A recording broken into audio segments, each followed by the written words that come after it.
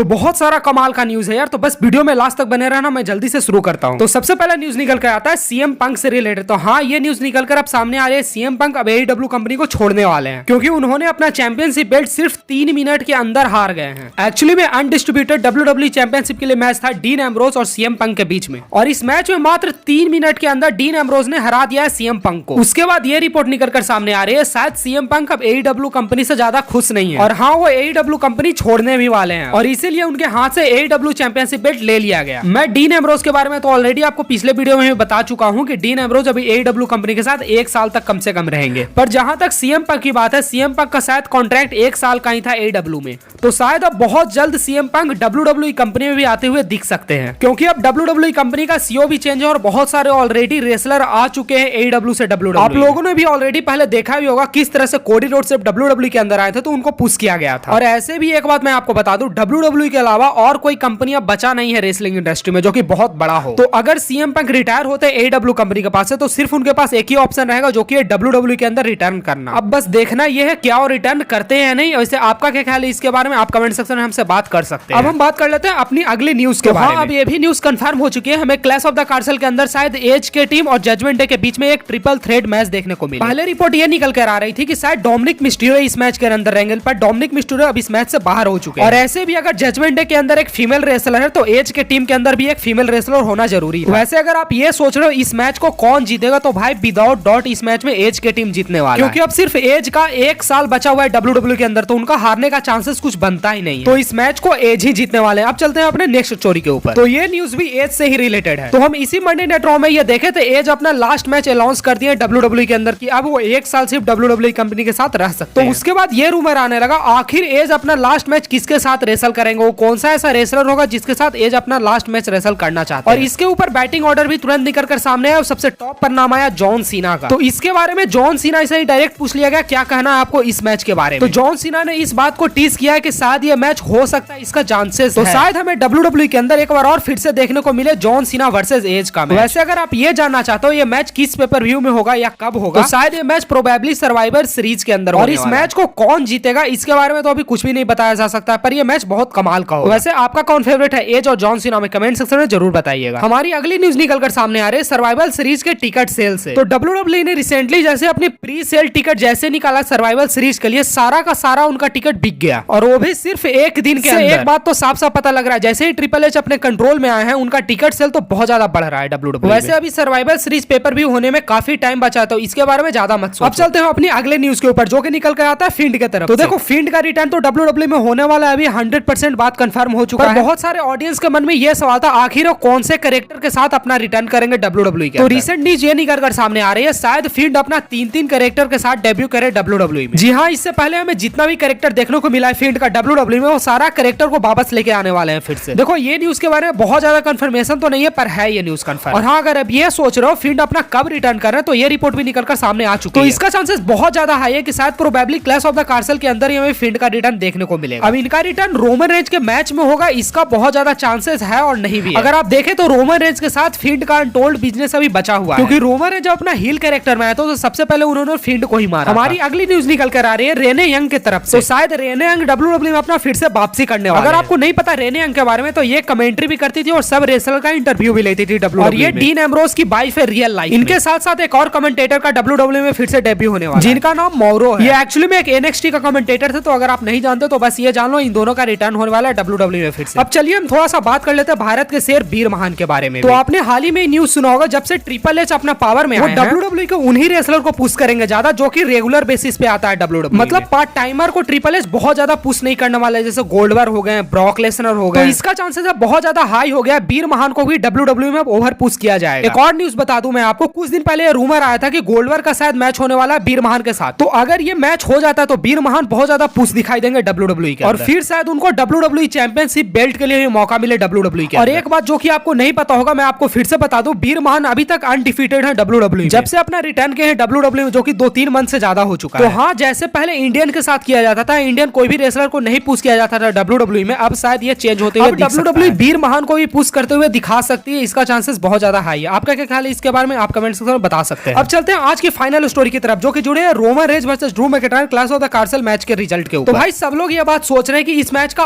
आखिर एंडिंग क्या हो। तो मैं आपको बता दूं, देखो ड्रू मैकइंटायर तो कभी भी डुअल चैंपियन बन नहीं सकते हैं WWE में, और दूसरी तरफ WWE रोमन रेंस दोनों चैंपियनशिप बेल्ट ले नहीं सकते। मतलब आप सोच भी नहीं सकते हो कि उसोस के पास दो चैंपियनशिप बेल्ट रहे और रोमन रेंस के पास एक भी चैंपियनशिप बेल्ट ना। तो देखो इसके रिगार्डिंग एक चीज WWE कर सकते हैं जिसका चांसेस बहुत ज्यादा हाई है, शायद WWE अपना money in the bank successfully कैसे करा सकते हैं रोमन रेंज के ऊपर। देखिए इससे क्या होगा, इससे Austin theory new WWE champion बन जाएगा, उनको सिर्फ एक ही चैंपियनशिप बेल्ट मिलेगा, क्योंकि शायद मनी इन द बैंक कैसे करने के बाद एक ही चैंपियनशिप बेल्ट मिलता है। आपका क्या ख्याल है इसके बारे में, आप कमेंट सेक्शन में बता सकते हैं। तो इससे क्या होगा, Austin theory new WWE champion बन जाएगा, उसके बाद उनका मैच देखने को मिलेगा हमें ड्रू मैकइंटायर के साथ। और ये चीज WWE पहले कर चुकी है। आपको अगर याद होगा, आज के एक साल पहले WWE मीट से money in the bank successfully कैसे करवा कर रैंडी ऑर्टन से चैंपियनशिप बेल्ट ले ली। कुछ ही दिन बाद उनका मैच बॉबी लेस्ली के साथ करके न्यू WWE चैंपियन बनाती बॉबी लेस्ली। तो हाँ, इसका भी चांसेस बहुत ज्यादा हाई है अगर रोमन रेंज के पास से एक चैंपियनशिप बेल्ट लेना है। वैसे आपको क्या लगता है, मनी इन द बैंक कैसे करने के बाद ऑस्टिन थ्योरी के पास एक चैंपियनशिप बेल्ट आएगा या दो चैंपियनशिप बेल्ट आएगा? आप कमेंट सेक्शन में बता सकते हो। तो आज की वीडियो यहीं तक थी, और एक और बात, चैनल को सब्सक्राइब करना मत भूलना। आप top 15 richest wrestler of WWE का वीडियो भी देख सकते हो, बहुत अच्छा वीडियो है।